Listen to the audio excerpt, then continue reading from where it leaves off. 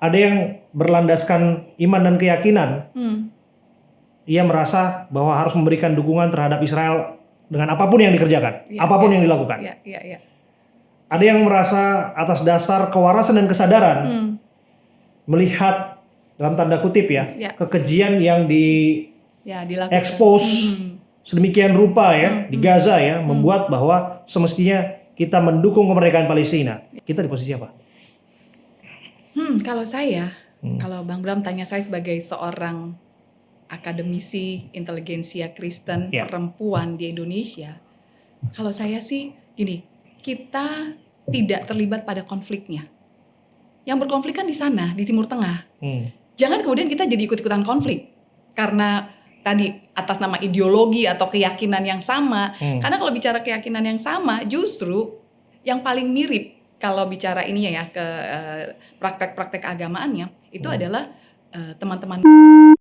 Ketika katakanlah di luar sana berkonflik, ada yang melakukan ini itu, kita jangan terlibat ke sananya. Yang kita lakukan adalah tadi mendoakan. Kalau misalnya kita bisa membantu, katakanlah atas nama kemanusiaan, kalau memang mau membantu tapi jangan salah tempat juga. Hadir untuk melayani, bergerak untuk sesama, membaca dunia, menguatkan Indonesia. Selamat datang di Piki Talks. Saya Abraham Silaban. Ini kesempatan bersejarah bagi saya karena di dalam perjalanan 63 tahun Persatuan Inteligensia Kristen Indonesia bincang-bincang mengudara dan akan membuka mata termasuk iman kita pertama kali dilakukan. Dan saya merasa ini satu kehormatan, apalagi di kesempatan ini saya bersama dengan sosok yang istimewa, Prof. Angel Damayanti. Prof, apa kabar Prof? Selamat sore Bang Abraham. Apa kabar? Puji Tuhan, sehat selalu. Luar biasa ya, sudah menggunakan jaket Piki. Wakil Ketua Umum ya? Prof? Wakil Ketua Umum. Bidang hubungan luar negeri. Bidang hubungan internasional dan isu-isu global. Luar biasa, selaras dengan disiplin ilmunya. Itu dia. Iya. Banyak yang belum tahu barangkali Prof. Angel ya, sudah biasa menghiasi layar kaca dengan amatannya ya. Tapi kita tahu beliau adalah rektor Universitas Kristen Indonesia. Ini saya sebut tadi ini kesempatan yang luar biasa Prof. Siap. Histori ya. 63 tahun Piki berdiri. Inilah pertama bisa dikatakan bincang-bincang yang disaksikan oleh umat Kristiani atau siapapun yang menyaksikan tentu saja yang akan membuka sudut pandang kita. Sesungguhnya seperti apa sih orang-orang Kristen, intelektual Kristen itu memandang dunia hari ini. Hari ini disebutkan dunia bergejolak. Diambang krisis, dinamika politik dalam negeri maupun luar negeri. Kita sudah lihat di mata kepala kita sendiri. Tapi yang menjadi pertanyaan pentingnya adalah bagaimana orang-orang Kristen yang disebut adalah orang-orang beriman akan bereaksi. Tapi sebelum ke sana, saya mau tanya sama Prof. Angel dulu. Prof, bagaimana keadaan kita hari ini, Prof? Krisis dunia hari ini akankah mereda? Disebut sudah ada kesepakatan damai itu antara Iran dan Amerika. Wow, iya sih, sudah ada MOU tanda tangan tanggal berapa tuh? Hari Minggu yang kemarin tuh pas ulang tahunnya Donald Trump yang ke-80. Ya, tapi kan itu baru payung kesepakatan damainya, tapi belum bicara teknisnya. Misalnya mereka sepakat, oke, kami mau berdamai, Iran terutama mau menjaga keamanan, kestabilan kawasan, tapi teknisnya itu yang akan lumayan agak panjang. Misalnya membuka Selat Hormuz, tapi bagaimana membukanya? Iran maunya dibuka tapi berbayar, Amerika mau dibuka tapi jangan ada biaya-biaya apapun. Nah, sebagai turunan draftnya ya? Turunan draft yang lebih detail teknisnya lagi. Itu yang akan dibahas mulai nanti Sabtu. Tanggal berapa nih? 19-20 Juni. Itu dia. Ya, sebaik-baiknya memang menjalin perdamaian lah. Harusnya. Karena situasi hari ini kan nggak baik-baik aja. Kita pun Indonesia terdampak juga. Harga bensin. Subsidi. Iya, itu dia. Prof, itu dia. Saya rasain betul tuh kalau ngisi Pertamax ya. Yang biasanya sekian ratus ribu udah full tank, sekarang udah naiknya 4.000. Gila. 30%-nya. Itu besar sekali loh. Dan disebutkan ini terdampak betul dari faktor dinamika politik luar negeri kita. Betul, karena Selat Hormuz ditutup, kita nggak bisa dapat akses untuk minyak masuk ke Indonesia, sehingga mungkin kita mencoba membeli dari beberapa negara tetangga, mungkin atau sisa-sisa cadangan yang semakin menipis, akhirnya mau tidak mau pemerintah menaikkan harga. Tapi are we going to be okay? Dalam artian bahwa kalau kita lihat kabar baik nih, Amerika, Iran sudah mengarah sepakat satu meja, mengarah perdamaian. Nah, apakah ini kemudian akan mengubah konstelasinya, akan mengubah keadaannya hari ini memang dirasa semakin menekan? Saya sih melihatnya tidak serta-merta akan menjadi lebih baik. Karena perang Iran-Israel belum beres. Iya, masih terus berlanjut. Yes, Israel-Palestina masih menjadi polemik, masih menjadi masalah. Artinya tidak serta-merta. Satu perdamaian Iran dengan Amerika itu pun masih butuh perjalanan panjang. Yang tadi saya bilang, ini akan bahas lagi nih detail teknisnya akan seperti apa. Itu takes time juga. Di sisi lain masih ada proksi-proksinya Iran yang akan berhadapan juga dengan Israel, Hizbullah dengan Israel. Nah, ini Houthi di Yaman ya. Yes, belum lagi kita bicara Rusia Ukraina juga masih serang-serangan.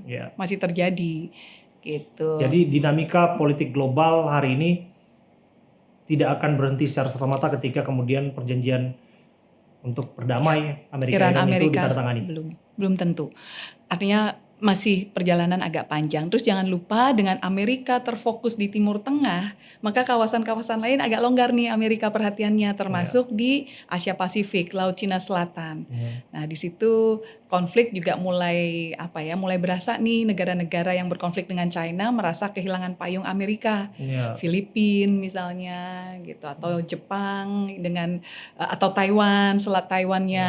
Nah, itu juga barangkali Trump sedang berpikir ya, hari ini saya melihat kemenangan kemarin Amerika ya, tim sepak bolanya di Piala Dunia ya. Paling tidak itu menghibur ya, itu menghibur. Satu menghibur, kedua ya perhatiannya lah, bahwa kita sedang melakukan pesta sepak bola dunia, apalagi ya tuan rumahnya ya, fokus di sini aja lah dulu. Fokus di situ aja dulu. Satu Timur Tengah sedang kemudian bereskan, kemudian Piala Dunia. Tapi balik lagi Prof, kita bicara soal dinamika global yang tidak menentu. Sebagai orang percaya bahwa masa-masa sulit itu memang sudah terprediksi di Bible. It's Exactly. Kalau kita lihat keadaan hari ini, bahwa itu sebetulnya suatu yang sudah dinubuatkan. Iya, bukan tiba-tiba, ya sudah dinubuatkan gitu. Betul. Prof melihat gimana sih Prof peran orang Kristen di sini Prof menanggapi persoalan ini. Hari ini kan kita lihat ada pembelahan ya. Prakteknya saya mau bangun konteks nih Prof. Semestinya yang pro terhadap negara tertentu adalah ini misalnya. Semestinya secara gampang ya, orang Kristen itu pro Israel saja. Tapi tidak sedikit pula atas nama kemanusiaan. Kita semestinya ada di garis Palestina yang selaras dengan perjuangan yang sedang dilakukan Iran dan lain sebagainya.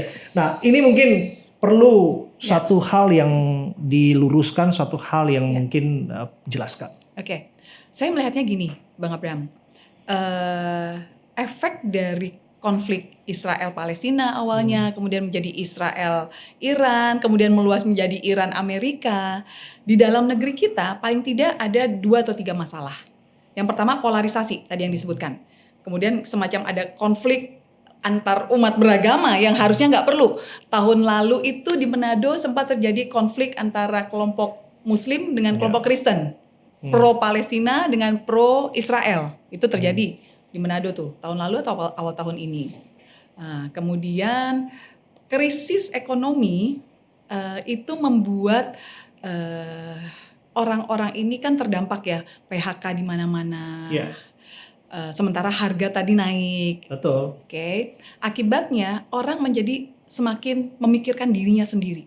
Dan itu sudah dinubuatkan juga dalam firman Tuhan ya. Orang-orang pada akhir zaman hanya akan memikirkan dirinya sendiri, self-centric. Nah, yang ketiga, yang lebih menyedihkan lagi, selain polarisasi, selain kita hanya memikirkan diri sendiri, yang ketiga adalah banyak orang mulai kehilangan imannya. Karena mereka merasa beban ini terlalu berat, krisis ini tidak bisa terselesaikan, mereka kehilangan iman dan mohon maaf, kasus bunuh diri itu banyak. Mental health ya? Mental health, kehilangan iman. atau mereka berpikir ya sudahlah, cara menyelesaikan masalah paling cepat adalah itu tadi, bunuh diri. Nah, ini yang saya lihat masalah yang hari ini paling kelihatan ya, dampak dari sepertinya krisisnya jauh di negara mana gitu, di kawasan Timur Tengah, tapi ke dalam negerinya paling tidak saya melihat dalam kehidupan masyarakat sehari-hari ya, terutama juga yang Kristen, umat Kristen, ya seperti itu yang terjadi. Yang ada kemudian mereka mencari pembenaran ya. Yes. Hari ini kan kita disajikan beragam informasi Ya. dengan berbagai platform yang ada di media sosial, Yes. Instagram, TikTok ya, YouTube dan seterusnya ya. Dan ternyata kita juga melihat ya tidak sedikit yang disiarkan di sana juga membawa kita pada satu pola pikir yang semakin jauh pada Tuhan. Yes. Satu, pola pikir semakin khawatir. Ya. Pola pikir semakin kurang percaya diri, ya. Masa depan kita gimana, dan lain sebagainya gitu ya. Ya. Prof. Dan hari ini yang terjadi gitu, Prof. Ya. Kadang-kala ketika kita mengamplifikasi suatu misalnya ancaman global, krisis di masa depan dan lain sebagainya, seolah ini suatu pembenaran begitu, Prof. Tapi pada kenyataannya memang ini yang harus memang dihadapi dan memang butuh persiapan. Menurut Prof sendiri gimana sih orang Kristen semestinya mempersiapkan diri untuk ini? Ada yang menarik gini di Indonesia, selain tadi karena kita nih umat Kristen pun juga kan spektrumnya banyak ya, mulai dari generasi yang terbaru generasi Alpha, Gen Z, milenial, sampai katakanlah baby boomers gitu ya. Cara mereka menghadapi atau melihat masalah aja berbeda. Nah, yang saya agak khawatir karena kalau yang sekarang let's say usia produktif itu 18 sampai 30 tahun itu kan berarti bicara ngomongin Gen Z dan millennials gitu ya. Kalau teman-teman yang baby boomers bilangnya katanya karena mereka terbiasa sudah hidup tangguh gitu ya, menghadapi masalah, nggak takut nih, nggak ada rasa cemas bagaimana yang terlalu berlebihan. Agak beda misalnya dengan teman-teman millennials atau Gen Z. Yang makanya seringkali mereka suka bilang overthinking lah, kemudian mereka butuh healing lah, padahal baru masuk dunia kerja tapi sudah dengan dibilangnya kan generasi strawberry itu tadi ya, kelihatannya bagus gitu, tapi ketika menghadapi tantangan langsung remuk. Nah, ya saya melihat ya sebagai orang Kristen atau paling tidak keluarga Kristen, kita tuh harus mempersiapkan anak-anak kita loh untuk menjadi generasi atau pribadi yang tangguh menghadapi masalah yang hari ini kita sedang hadapi, dan ke depan bukan berarti akan menjadi lebih baik, bisa jadi akan tetap sama atau bahkan lebih buruk gitu ya. Tapi yang dibutuhkan tadi bagaimana orang Kristen bisa membangun sebuah komunitas yang membangun keimanan mereka. Itu. Iman itu masih relevan nggak sih, Prof hari ini? Ini saya lontarkan sebagai pertanyaan ya. Bahwa saya punya iman, tentu ya, dan keyakinan itu kan dibangun terhadap apa yang kita lakukan setiap hari, baca Alkitab, kemudian pujian penyembahan, ya berdoa dan lain sebagainya, seterusnya ya, begitu ya, ke gereja terusnya. Tapi yang jadi soal adalah bahwa kemudian iman itu diperhadapkan pada realitas hari ini, ya itu banyak juga yang merasa bahwa udah nggak hopeless jadinya, udah nggak relevan lagi dirasa bahwa hari ini kita hidup di dunia kompromi. Sebagai contoh misalnya, memandang satu isu misalnya. Ini kan sesederhana bahwa ketika anak-anak muda hari ini, atau sekelompok orang ya, kalau tadi Prof mengelompokkan misalnya berdasarkan generasi usia dan sebagainya ya, tapi tidak sedikit juga dengan terpapar media sosial, orang secara gampang tersedot nih, ke bawah nih ke arah harus pikir. Sebagai contoh misalnya, ada yang berlandaskan iman dan keyakinan, ia merasa bahwa harus memberikan dukungan terhadap Israel dengan apapun yang dikerjakan, apapun yang dilakukan.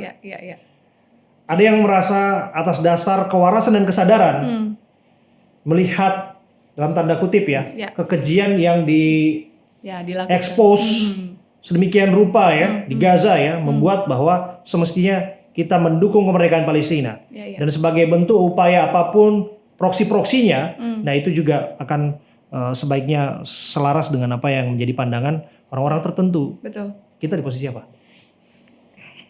Kalau saya, kalau Bang Bram tanya saya sebagai seorang akademisi inteligensia Kristen perempuan di Indonesia, kalau saya sih gini, kita tidak terlibat pada konfliknya. Yang berkonflik kan di sana, di Timur Tengah. Jangan kemudian kita jadi ikut-ikutan konflik karena tadi atas nama ideologi atau keyakinan yang sama. Karena kalau bicara keyakinan yang sama, justru yang paling mirip kalau bicara ininya ya ke praktek-praktek agamaannya itu adalah teman-teman Kristen dengan Yahudi itu juga beda. Jangan terbawa pola pikir bahwa kan mentang-mentang Yesus Kristus itu turunan Daud terus Israel Yahudi begitu ya. Padahal yang diajarkan Yesus Kristus dalam Perjanjian Baru itu totally different loh bukan totally different lah. Ada bagian-bagian yang berbeda. Kalau Perjanjian Lama mata ganti mata, gigi ganti gigi. Makanya perang di Timur Tengah itu susah selesainya. Karena satu orang Yahudi, satu orang Israel tewas, itu akan dibalas lagi oleh Israel ke Iran atau ke Palestina dan begitu seterusnya. Sementara di kelompok-kelompok yang yang lainnya juga punya prinsip mata ganti mata, gigi ganti gigi. Sedangkan di Kristen kan bilangnya beda. Tuhan Yesus bilangnya kalau pipi kananmu ditampar, berikan pipi kiri. Atau balik, kalau pipi kiri ditampar, berikan pipi kanan. Antara itulah. Ya. Ini Pak Prabowo aja paham yang begini. Nah, ketika Natal Nasional.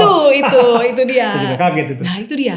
Prinsip itu yang tidak terlalu sama dengan prinsipnya katakanlah ya. Di Kristen kan berdoalah kalau ada yang menganiaya kamu, berdoalah untuk mereka. Jangan kalah dengan kejahatan, kalahkanlah kejahatan dengan kebaikan. Dan memberkati orang yang menyakiti kamu. Nah itu kan yang diajarkan Yesus Kristus. Sesuatu yang sebenarnya ketika katakanlah di luar sana berkonflik, ada yang melakukan ini itu, kita jangan terlibat kesananya. Yang kita lakukan adalah ya tadi mendoakan. Kalau misalnya kita bisa membantu, katakanlah atas nama kemanusiaan. Kalau memang mau membantu, tapi jangan salah tempat juga. Karena gini, Bram, saya itu juga membantu di BNPT gitu ya. Ada donasi-donasi keagamaan yang salah tempat. Yang harusnya mau membantu kemanusiaan malah masuknya ke kelompok-kelompok yang radikal. Nah itu juga terjadi. Dulu kan PPATK tuh pernah mengumumkan itu tuh ada sumbangan yang salah tempat. Nah kurang lebih kayak gitu. Jadi perlu hati-hati kalau perlu lewat berhikmat pemerintah lah aja. juga ya. Berhikmat. Bantu aja lewat pemerintah Indonesia.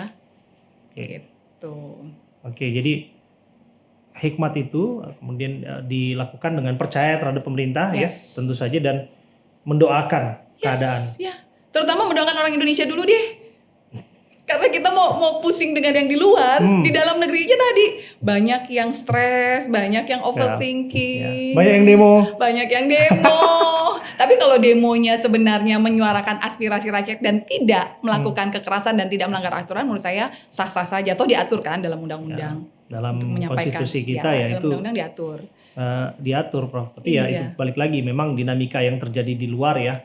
Sedikit banyak memang mempengaruhi kita. Dengan globalisasi hari ini, dan juga dengan bagaimana hubungan luar negeri, secara geopolitik, dampaknya kepada kita. Tapi Prof, kita bicara soal dinamika dalam negeri tadi, Prof sudah disinggung. Mengenai tadi sudah disinggung ya, soal demo misalnya hari ini juga menjadi fenomena ya Prof ya. Prof kan seorang rektor dan saya seorang wartawan, Prof. Saya harus tanyakan. Ya. Ini jadi fenomena ketika mahasiswa bersikap ya. Mereka turun ke jalan menyuarakan apa yang dirasa menjadi ketidakadilan. Gitu. Saya mau tahu Prof, kita sebagai seorang rektor sebagai seorang Kristen yang taat menjalankan apa yang diperintahkan oleh Tuhan Yesus dalam ajarannya, melihat fenomena ini seperti apa? Saya bicara sebagai rektor yang dulunya pernah jadi aktivis 98 ya. Ikut juga ya mantan aktivis bicara hari ini. Tapi nggak aktivis yang terlalu dalam lah. Bang Adian yang mengajak saya waktu itu. Ya bagus begini, nggak terlalu dalam tapi konsisten dalam apa yang diperjuangkan. Betul. Nah buat saya sebenarnya suara-suara kritis mahasiswa itu memang perlu gitu ya. Bahkan saya menantang kalau di dalam kelas berpikirlah kritis. Jangan terlalu percaya. Termasuk apa yang saya sampaikan, jangan terlalu percaya juga.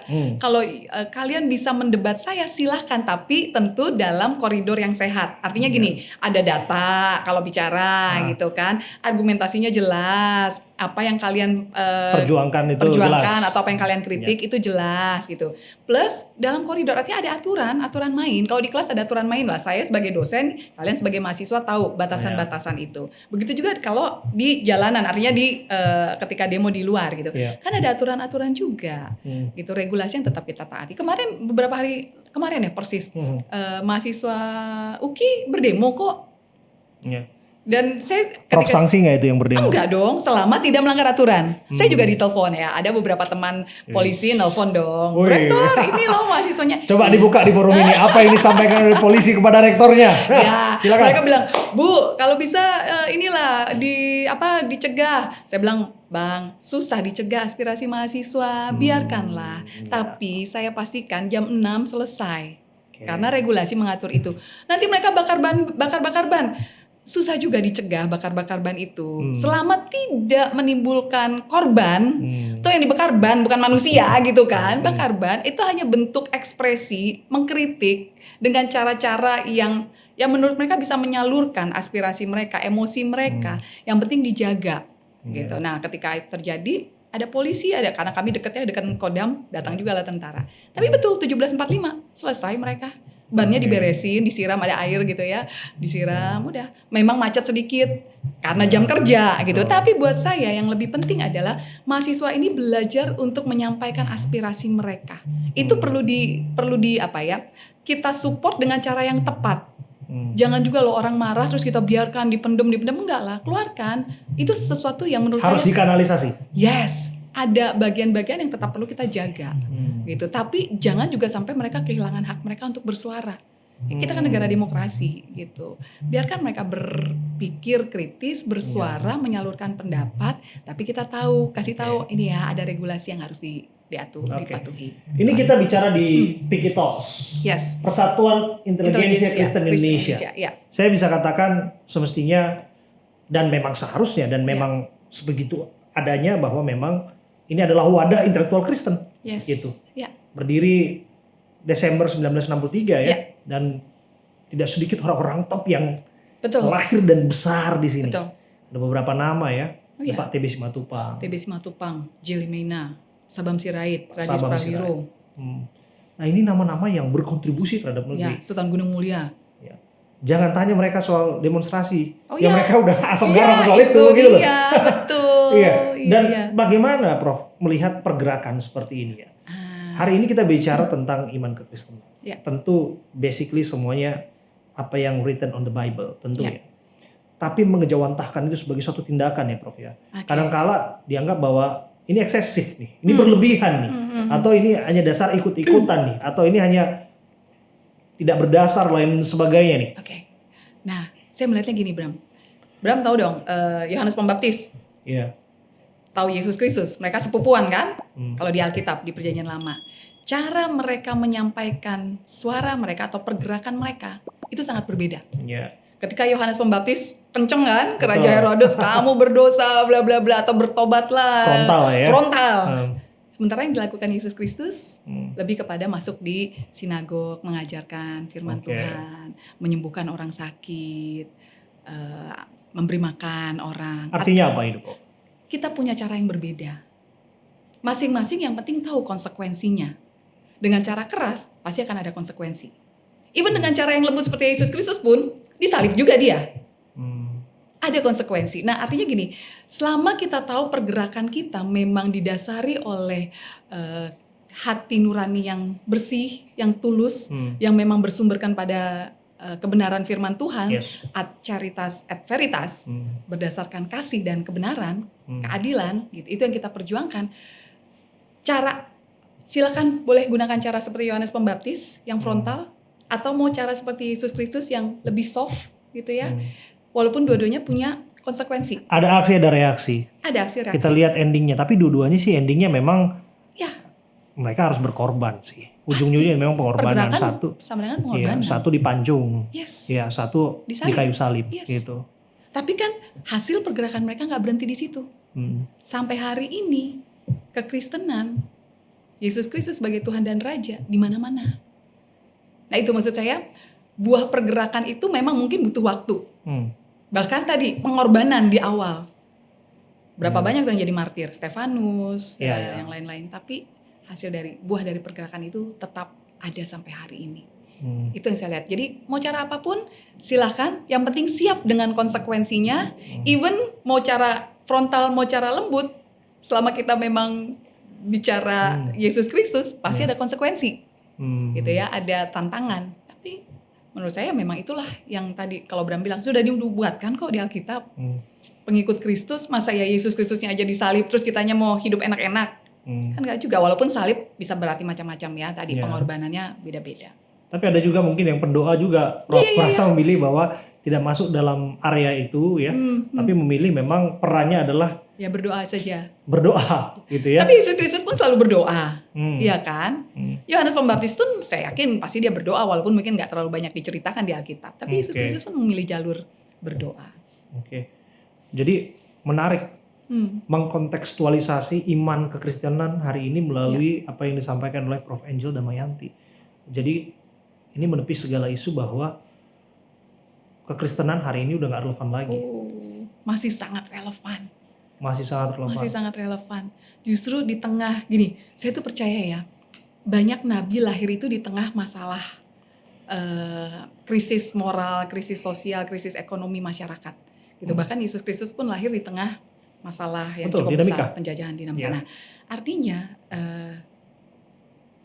kondisi hari ini Indonesia atau negara-negara di dunia itu semakin kita membutuhkan yang namanya Yesus Kristus gitu ya, Mesias atau siapapun lah yang Yesus Kristus utus hari ini untuk menyampaikan kabar baik, termasuk kita, termasuk Piki, sampaikanlah kabar baik bahwa masih ada harapan di tengah segala macam kegelapan ini.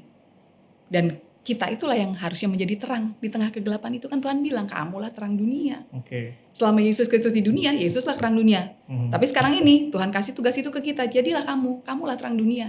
Nah, kita menerangi dengan segala bentuk ya, seperti acara kita hari ini pun, ini kan sebenarnya bagian dari upaya mengedukasi, upaya menerangi, gitu ya para pendengar, supaya mereka tidak terlalu dihantui dengan ketakutan, kekhawatiran dan lain sebagainya, bahwa kita masih punya pengharapan. Yang penting iman itu jangan hilang. Itu dia. Luar biasa. Yesus Kristus tuh bilang gini loh.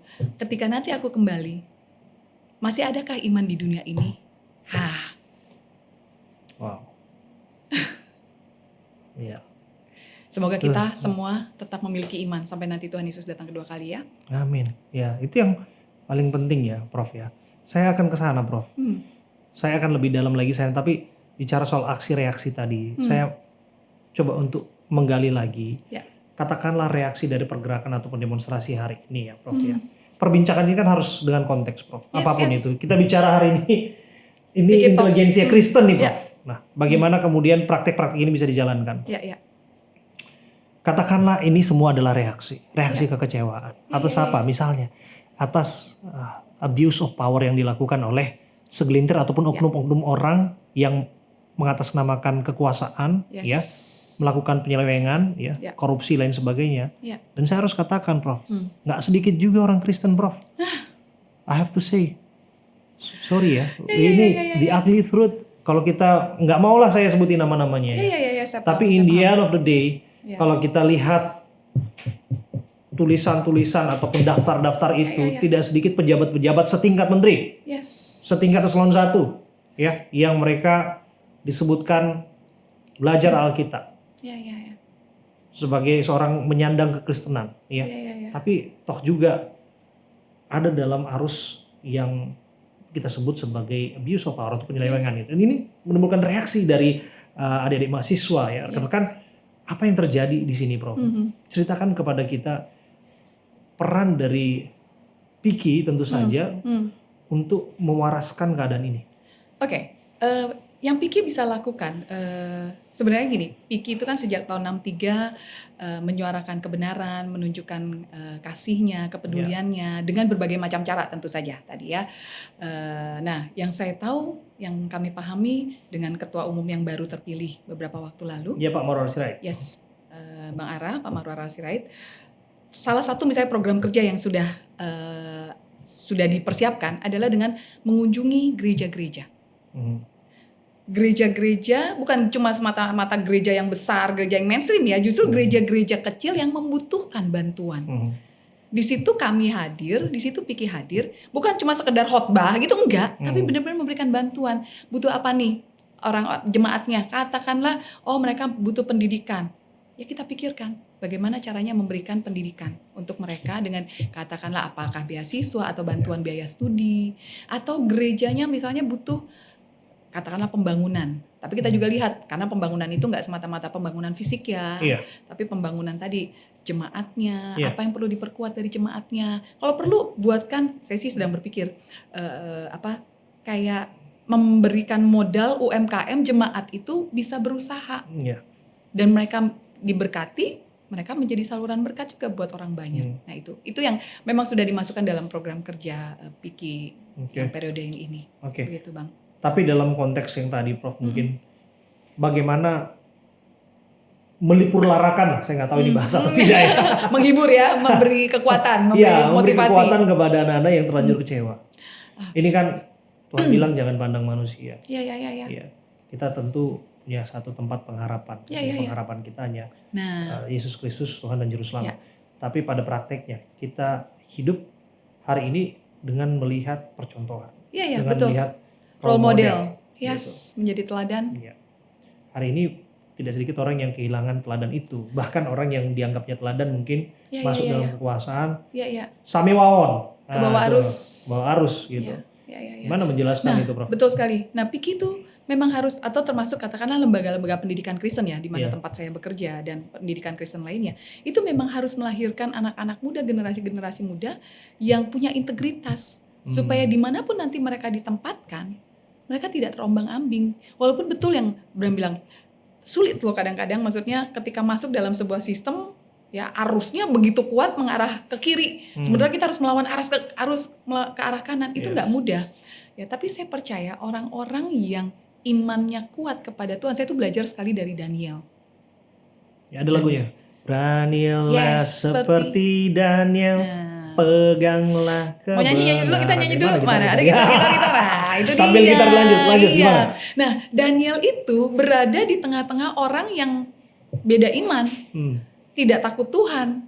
Dia ada 3 kerajaan kalau nggak salah, mulai dari Babel, Nebukadnezar, kemudian Media Persia, sama apa satu lagi, atau 2 kerajaan ya, pokoknya intinya itulah. Dia di kerajaan yang berbeda-beda dengan karakteristik orang yang tentu berbeda-beda gitu ya. Dan saya yakin gak sedikit orang yang mau jatuhkan Daniel gitu ya. Pasti. Karena ketaatannya dia beribadah, berdoa. Ya kan? Dia bukan hanya menjatuhkan, bahkan memberikan penghukuman. Ya. Di antara dia harus mempertaruhkan iman, atau dia memilih untuk kompromi terhadap keadaan waktu itu. Tapi ini ada gitarnya nih. Nah, pas banget. Kita nyanyi dulu. Saya kira gak ada gitar tadi, Prof. Ini lagu yang sering saya nyanyikan buat anak saya nih. Beranilah seperti Daniel, peganglah kebenaran, meski ada di lubang singa, tetap percaya Tuhan. Itu dia. Ini udah kayak ini ya, praise and worship ya. Tapi itu intinya di tengah kondisi hari ini kita butuh Daniel, role model, anak-anak muda. Daniel tuh melayani cukup lama sih, dari usia muda sampai usia kayaknya 60-80 tahun mungkin ya. Nah, kitalah itu. Mau usia berapapun kita, jadilah role model gitu ya, seperti Daniel tadi. Tetap pegang teguh kebenaran, tetap pegang iman, tidak goyah terhadap bujukan-bujukan. Tetap melakukan tugasnya dengan baik. Ini luar biasa ya. Ini menurut saya kita udah sampai pada ujung dan kesimpulan sebetulnya, Bro. Bahwa apa yang kita lakukan mesti berani dan kita harus memegang iman. Dalam apapun yang kita kerjakan. Tuhan bilang perbuatlah segala sesuatu seperti untuk Tuhan gitu. Dan terus terang, Prof ya, saya juga hari ini, Prof, saya hadir juga. Saya tentu berharap bahwa murni apa yang saya kerjakan hari ini adalah untuk kemuliaan Tuhan, gitu loh, bukan untuk memegahkan diri. Siapa apapun itu, karena hari ini memang kita nggak pernah tahu apa yang terjadi. Beberapa detik berikutnya, beberapa menit kemudian, hari depan tantangan dan sebagainya, Prof. Tapi menurut saya memang itu keberanian, berpegang teguh pada iman itu ternyata bukan omong kosong. Betul. Ya, pertolongan Tuhan itu masih nyata ya, Prof ya. Exactly. Dan saya masih sangat percaya.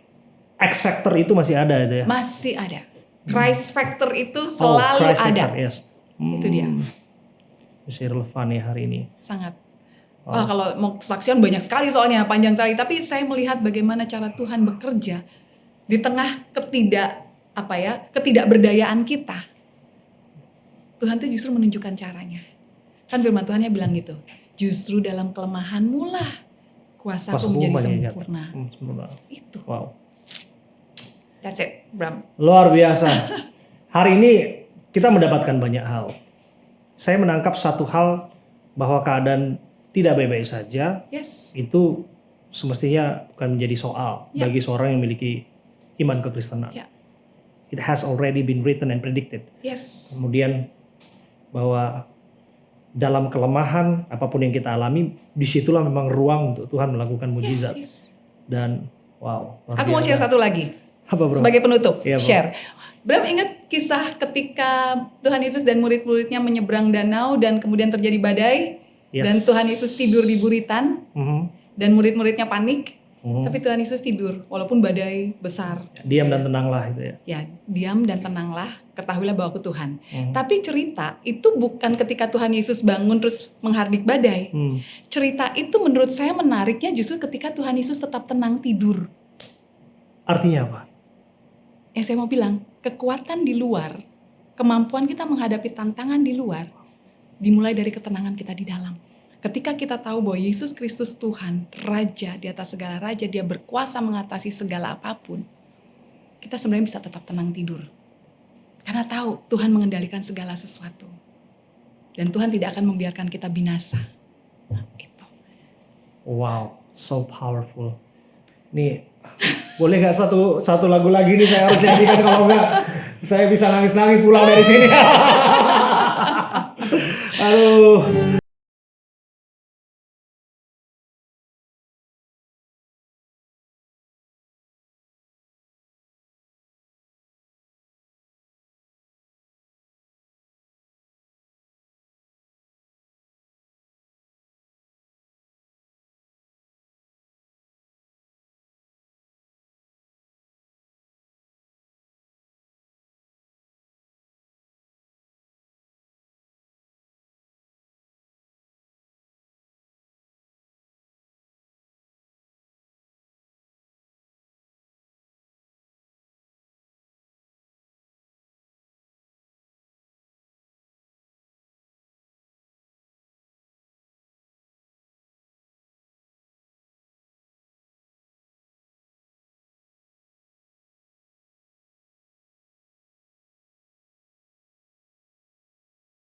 Terima kasih Prof. Angel. Sama-sama, Sukses Bang Bram. untuk kita berdua. Amin, Tuhan sama-sama. berkati. Yes. Dan semoga ini memberkati bagi siapapun yang menyaksikan. Yes. Saya nggak tahu ini episode perdana, apakah ini podcast atau pujian penyembahan bagi kita semua. Tapi saya mau katakan, semoga kemuliaan Tuhan dinyatakan dari apa yang kita bicarakan di tempat ini. Itu dia. God bless you. God bless you.